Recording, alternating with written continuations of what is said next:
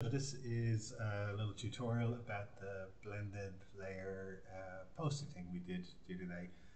So I'm just going to go through the whole process here, and hopefully it'll become clear what it's about. So I'm just going to go to my Photoshop setup, go to print. I'm going to choose A4, and I think this time I'm going to go wide rather than, so I'm going to go landscape rather than portrait. So I'm going to set my resolution to 72. Because the images I'm going to get for this project are all 72 pixels per inch, so it'll mean I won't have to scale things up quite so much. But if this was a professional project I was doing, I would go 300. It's kind of by default 300, so it doesn't, you have to consciously change it, you know. So let's create that page. And the first thing I'm going to do is going to start getting some images together. So I looked up typical New Yorker, and I quite like these three guys here. I think they look cool, so I'm going to take these and make these as part of it.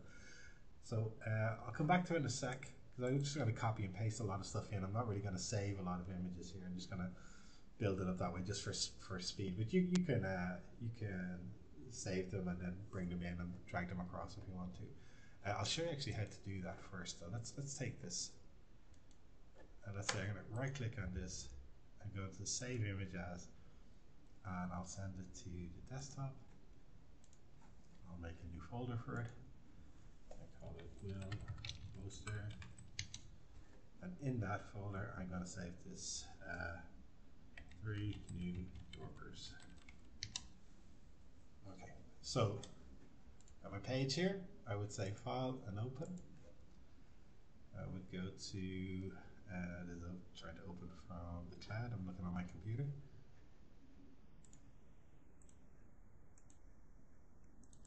There it is. So it should open in a second. There it is. So I want to grab it there, move it down, get my move tool, which is up there at the top left, and I just grab this and drag it in there, and that's part of it. I'm going to cut these guys very roughly out. I'm not going to use all of this picture, but I'll come back to it in a few minutes. So I'm going to switch that layer off for a minute, just leave it off till I need it. So I'm going to go back here, and this is going to be a poster, basically a New York themed poster. So let's I'm going to look up Brooklyn Bridge. This is what I want. I'm going to copy that. I'm going to go back in here, and I'm going to paste it. Or I can press Command or Control V, depending on whether you're using a Mac or a PC. So I'm going to zoom out, Control minus or Command minus if you're on a Mac. I could click on my show transform controls here, and I can just grab this and it'll scale for me. So I don't want this to be taking up a big chunk of the image. I'm going to get rid of a lot of this. So now I tend to switch off my transform controls. Control 0 or Command 0 will bring it back up to full screen. And if you go to the view menu, you can see fit on screen is Command 0, zoom out is Command minus, Command plus for zoom in, and these are control commands for PC. Control plus, Control minus, Control 0. So let's go back to my bottom layer. I'm going to switch off this top one, and I'm just going to fill it with a color, because when I'm doing these blend mode things, they tend to operate best with some level of color underneath. If you try and blend with white, there's nothing to react to. I'm going to go for an orange here, so I found that to be a good image to react with. So I've got my image there, I've got my background image. I'm going to switch its blend mode to something else. I like that. Might be a good one to go with. There's no right or wrong here, it's just whatever you feel is best for the image. I like that. Maybe I'll drop it down a bit, it's not so intense. And before I do that, I'll come back to that color burn. Let's go back to normal and full opacity. And what I'm going to do is I'm going to try and get rid of the clouds. So I could go in there and use the magic wand. I can click there and hold shift key down and start getting all these bits of blue, and it's going to take forever. Or I could say select, deselect. I can go select, color range. So if I click on the blue here, everything that's blue is showing up as white there. If I bring up this fuzziness slider here and click again, you see anything that's white is going to be seen to be is going to be selected. So if I OK that, and see it's gotten all those little bits inside the bridge, I'm going to cut that away. and it's gonna look bad before it looks good. I'm gonna get this blue up here. Actually, you know what, I'll do the color range again. So I'm gonna say select color range. Yeah, this is the way it's selecting all of that stuff there. Okay, and cut it away. X. And select color range. What I'll do is I'll select that blue there. I'll push this really high.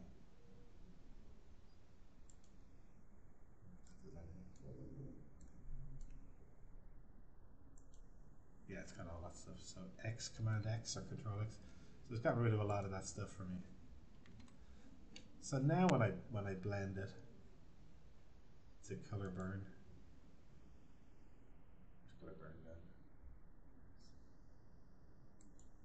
The blue isn't interfering with it quite so much, so I'm going to drop that down a bit now. I just want that as a backdrop of detail in the thing. Let's go back to our search. Let's put up New York subway map.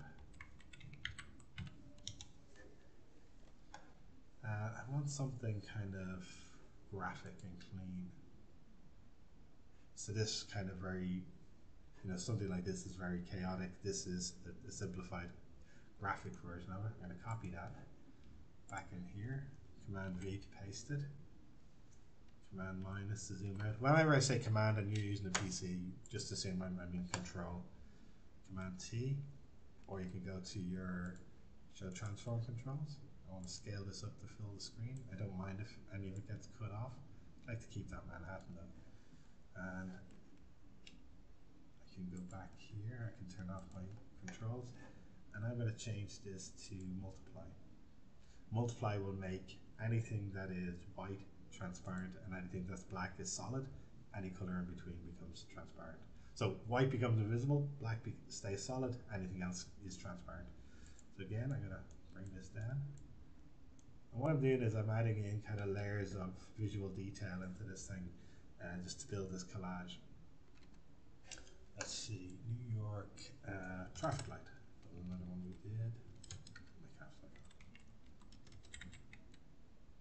What's wrong with this keyboard? Oh, traffic light. Now I'm going to try and find something that I'll find easy to remove from its background. This one looks good. Yeah, let's take that one.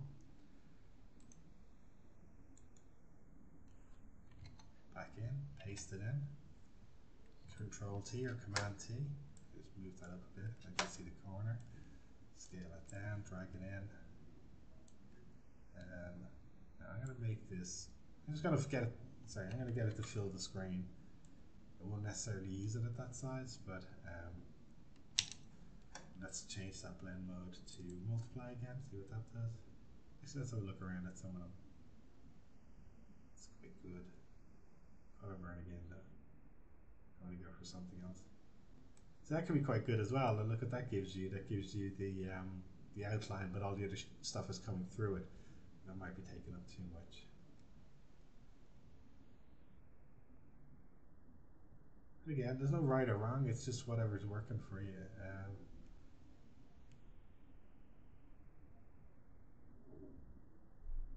Color burn again is good, but let's drop its opacity quite a bit. And Command T. I want to scale that down to there. So you can see it's kind of starting to get, you can see this line here across here where the image cuts off. I don't mind that, it kind of fits in with the lines below, but I think I just got lucky there more than anything else. But if I wanted to, I could take my eraser, make sure that it's a soft edge to it. See up there, it's got that blurry kind of feel. And then I'm just going to make my brush a bit bigger. What I could do is just soften those edges there a little bit so that they're not so strong. Do you know what I mean? It's not a problem, but you can see there it's getting a little cut off, so I'm just going to fade that out. Just blend it in a little bit better. Right, let's get our three guys into this image.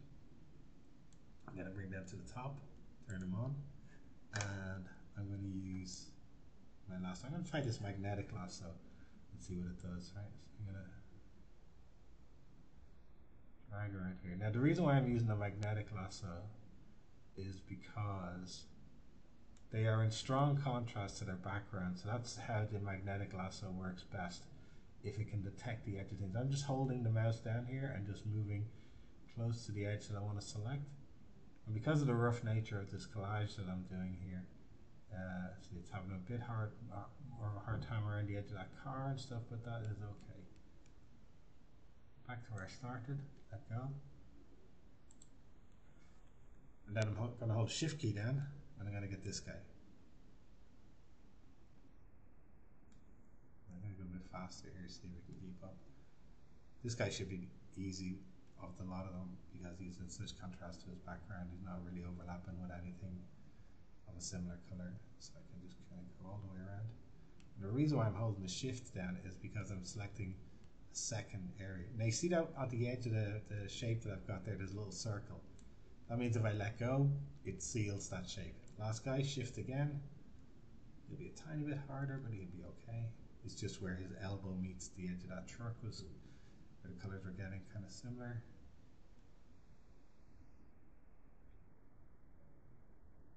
So I'm just holding the Shift key down again because it's a third area that I'm selecting. Circle appears, let it go. Now, I have got the three guys selected, but really what I want to do is select everything but those guys and cut it away. So I say select and inverse, and now you can see that the selection is outside them now, rather than they were selected, now everything but them is selected. So if I say edit cut, they're left there on their own. Now there might be, if I go Command T to scale, there might be, yeah, you can see there's a little bit at the side where I wasn't able to get to it.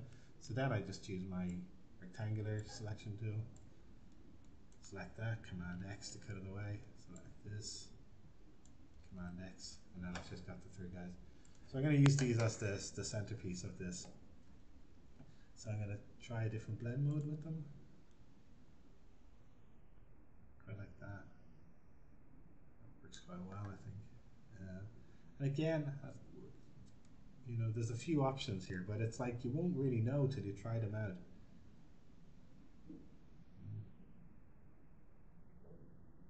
So I'm just going to go through them all. Inlight's quite good. Linear light's quite good. Vivid not quite as good. Hard light's good. Again, let's go with that one.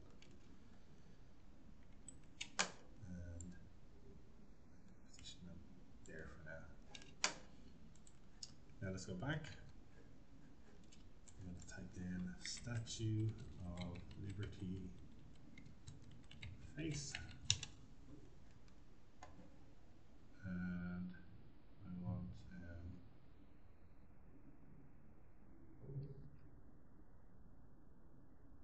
let's see, this one.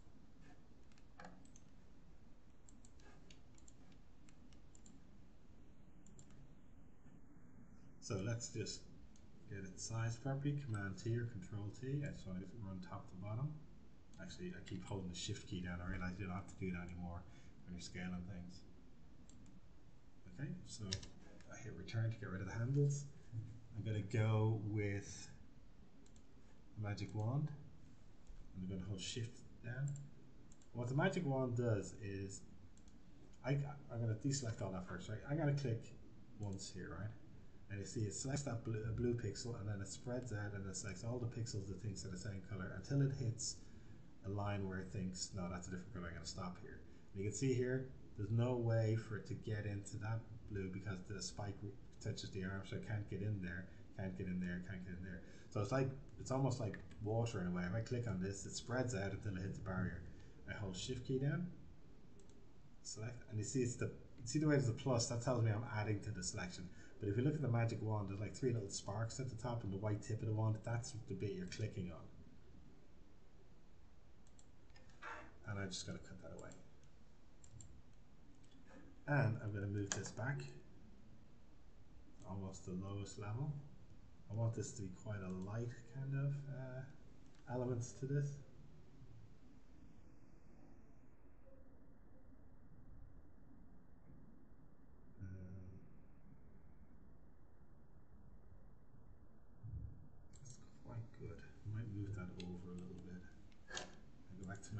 tool, and I can use the arrows on my keyboard to nudge it a pixel at a time, or shift and arrow that nudges it 10 pixels at a time.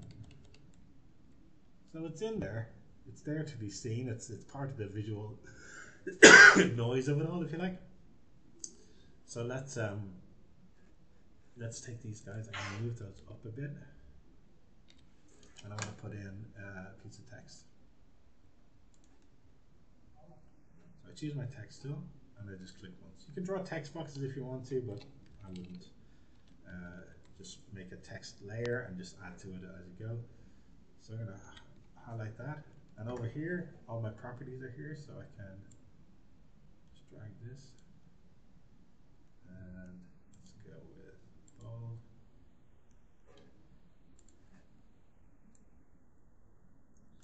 And I am going to, there's my layer, I double click on the T. I want that color to be white.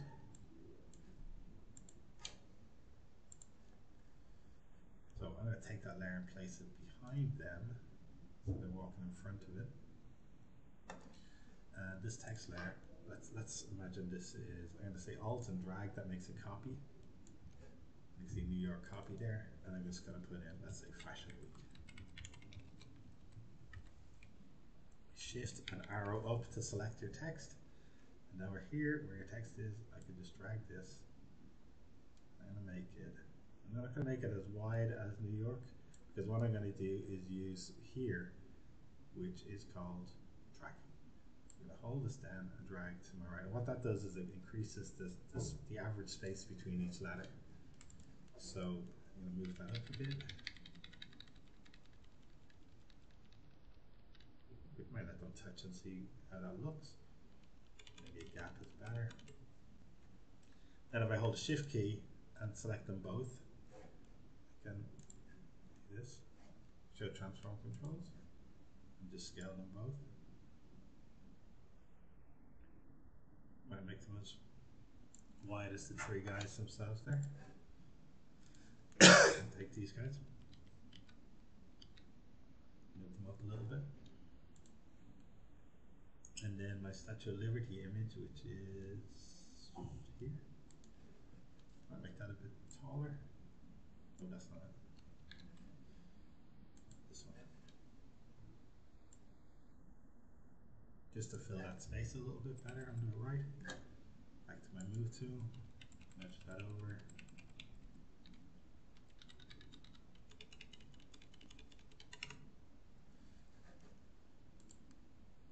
Okay, that's something.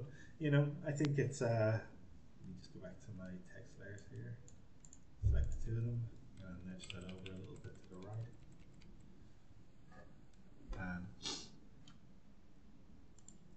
And you could use this space here to put in more details about the events and where they're on and stuff like that, you know. Or let's say I take these guys, Fashion Week in New York, and I'm going to nudge them all into the middle. See how that looks. Generally speaking, I don't like to center things, but when it works, it works. I think that works. Although the whole thing could probably work just as well as a portrait poster, you know.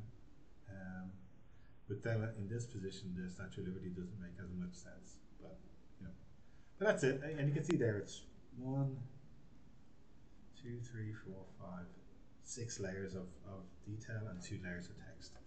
You know? So if I go down to the background layer, make a new layer on top of that. I'm going to fill that in blue. I'm going to make a new layer. I'm going to fill that in. Let's try this green here. See what that looks like. Make a new layer here. I'm going to fill that in.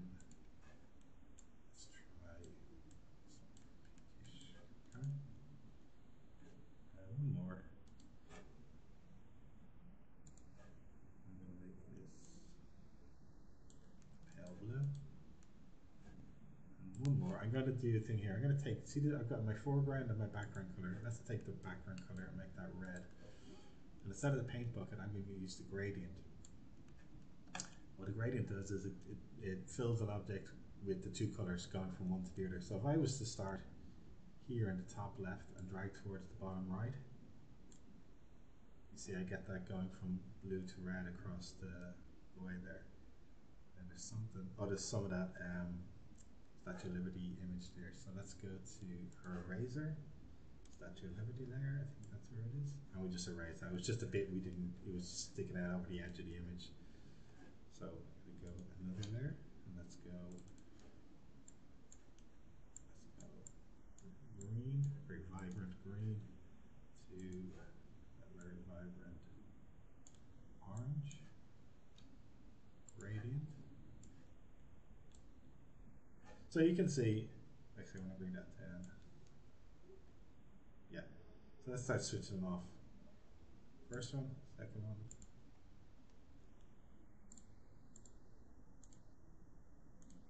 Back to where we started. So it's very quick to kind of produce a different look for it. Like if you wanted to do a theme, a selection of things, you could use the same style and then just block them out with different colors, you know? And the other thing you could do is, let's see, I'll switch these on. And I'm going to make this blend mode, I'm going to say this is overlay. This one is, let's make them all overlay. See what you end up with. No one on top. Yeah. So overlay.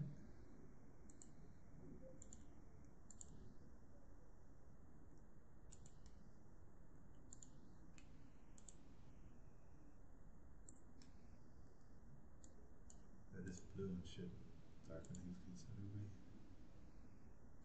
Right, so now they're all set to overlay. They're all adding something to it. This, like you might think we're quite far from this one now. If I turn that off, you can see it's adding something. This one's adding a bit, but it's being cancelled out by a lot of other things. You can see that they're all doing something. That if you can't really get that effect on its own, you know. But you might find, you know what, it's combinations of these things that are going to work. So that's quite good, I think. Yeah. So that's where you might end up. So let's go to New York Fashion Week. And I'm going to say layer style. Actually, I'll do it on one of them. Let's go New York. Layer style. Drop shadow. Move this out of the way. And you can see it there if I switch it off the previews here.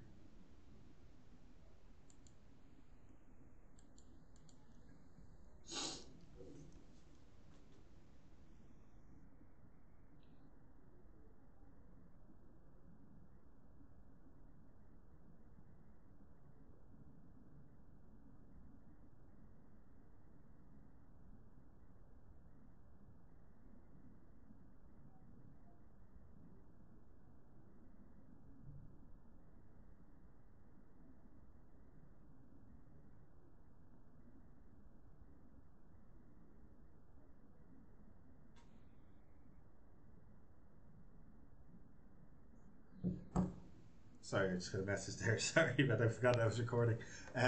So preview, switch it on and off. You can also change the distance if you want to. So if I OK that, you'll see down here it's added these effects. If I grab them and drag this onto fashion, I'm using the Alt key. It throws the same effect from New York onto Fashion Week. So you can see there, if I turn those off, you can see the effect it's having. So that's it. So I would say you have a central image, like I've got these three guys here, and then after that you're adding layers of visual detail. You can be as graphic with it as you want, you can be as photographic or abstract as you want with this, it's up to you, but that's basically what I'm suggesting is a layered, blended approach to the finished product. Alright, thank you.